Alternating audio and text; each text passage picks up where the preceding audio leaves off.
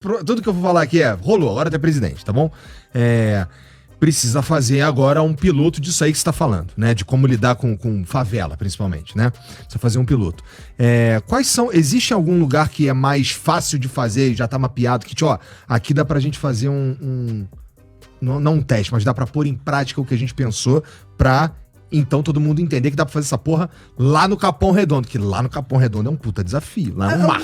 O Capão Redondo é um exemplo. É um lugar que já está integrado economicamente. A gente tem uma coisa assim, a periferia de São Paulo... Porque quando fala Paraisópolis, é bonitinho Paraisópolis. Nada assim, não tô falando que o cara de Paraisópolis não precisa. Mas já tem novela, todo mundo fala de Paraisópolis, é no meio do Morumbi, o caralho. O cara do Capão deve ficar assim, caralho, mano, eu vou ficar chupando o dedo de novo. Não, o Capão é um ótimo exemplo disso, porque a maior parte da população do Capão Redondo é altamente trabalhadora, pega um baita trânsito, tão integrados economicamente, e a casa do cara já não é aquele barraco mal ajambrado, como é em Belém do Pará. Belém do Pará tem palafita, coisa muito mais hardcore. Capão Redondo, a maior parte dos casos seria a adequação dos domicílios, fazer as ruas, arborizar as ruas. Só pra ficar... Posso falar? Desculpa interromper. Pra pessoa trabalhar a imaginação, tem um bairro, eu sempre confundo se é Calle 38 ou Calle 31, lá em Buenos Aires. Os caras pegaram, o que precisava derrubar, derrubou e fez predinho. O que pôde adequar, fez a escada lateral, porque tem uma unidade habitacional em cima da outra, eles fizeram, deram o título de propriedade. Aí você ajeita, você ajeitou o que já estava montado. Ajeitar o que tá montado é mais barato. E aí você traz urbanistas, ajuda a fazer aquilo e transforma aquilo em bairro. E pra manter aquilo um bairro? Porque assim... grande ponto. Porque você precisa também... não adianta tu chegar lá, construir a casa pro cara... É que nem eu dar uma Porsche pro cara que tá fudido. Lógico. Né? O que vai acontecer com a Porsche? Ele vai vender a Porsche, ele vai transformar aquilo em outra coisa. Então assim, a gente prepara... Eu vi isso, né, cara? Eu sou lá do Rio, vi lá um tempão, e eu tô ligado como é que é quando chega os caras, arruma a parada e vai embora, de novo, tá ligado? Chega, arruma e vai embora. Então aquela porra lá volta, ele fica bem parecido com o que era, tá ligado? Como é que faz pra não rolar isso? Isso foi alvo de grandes polêmicas em redes sociais há alguns meses atrás, sobre aquela coisa de um barraco em Diadema, que o pessoal construiu basicamente uma favela na calçada. Aí a prefeitura foi e pegou ali, manteve a calçada, pegou os fundos e construiu umas casinhas, aí as pessoas invadiram e transformaram num barracão novamente. Ninguém quer isso e não pode ter isso. Então, algumas coisas que a gente tem que fazer.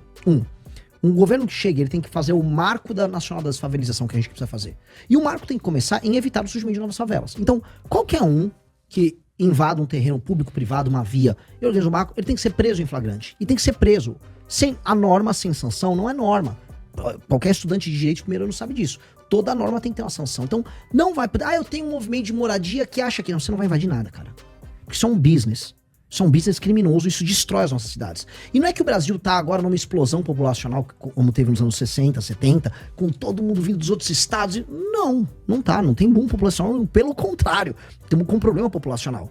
Hoje os movimentos de moradia são negócios, e negócios de políticos, negócios de empreiteiras que usam esses caras também para fazer o jogo deles.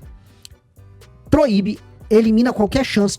Invadiu qualquer terreno de agora em diante no Brasil, crime inafiançável, você vai preso. A gente vai preservar nossa cidade.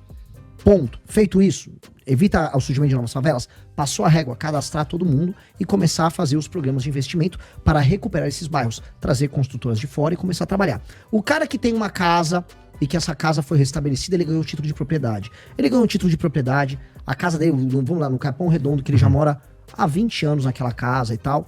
Esse é um cara que tá numa posição que, se ele tem um título de propriedade, aquela casa já foi arrumada, se ele quiser vender, beleza. Ele não vai poder fazer um barraco. Ele também, assim como hoje qualquer comerciante sério, ele vai ser alvo de fiscalização. Porque tem uma coisa que é muito escrota, e qualquer comerciante no Brasil sabe disso. São Paulo é tudo favelizado. Se você tem uma lojinha ou um boteco e você botou algo diferente na tua fachada, ou se você instalou algo na tua área, instalou área útil, vão cobrar mais IPTU, tem fiscalização até com drone.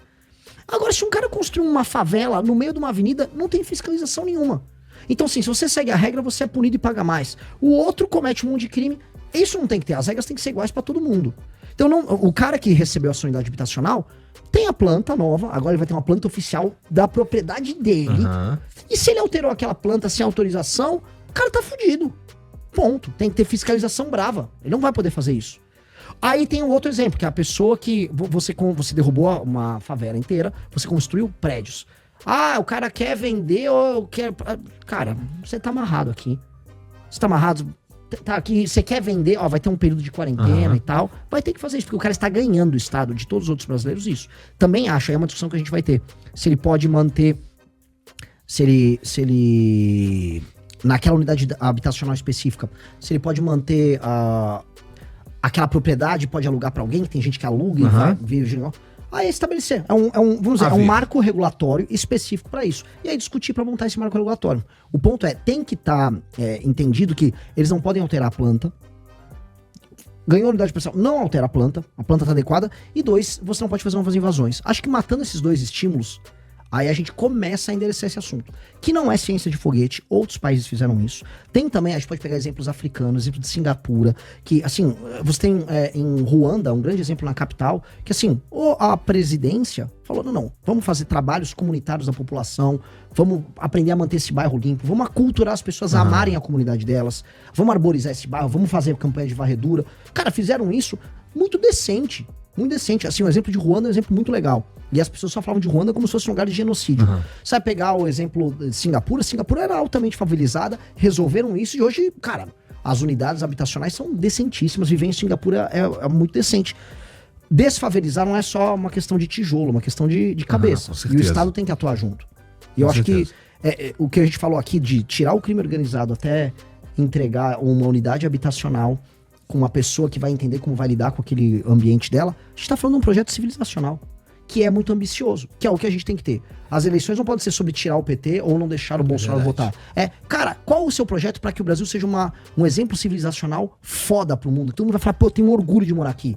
Isso dá orgulho. Pô, dá pra viver no Rio de Janeiro. Imagina no Rio de Janeiro, aquela paisagem sem favela, aquela paisagem linda, talvez a paisagem urbana mais bonita do mundo, sem favela. Pô, tem um morro lá, vai ter uns prédios legais, altamente arborizados, hotéis, a comunidade vivendo com serviço ali. Pô, isso é demais, vamos ter isso. O que nos impede de ter isso? É porque a gente é tacanha, a gente não consegue imaginar, a gente é medroso. Vamos dar um jeito, vamos fazer acontecer. Vamos ser ambicioso, como muitos brasileiros são nos esportes, na atividade produtiva delas. Vamos ser ambiciosos. O poder público brasileiro deixou de ser ambicioso, porque administrar um governo no Brasil significa apenas pagar conta. Vou pagar esse salário aqui pros caras. E vou rolando.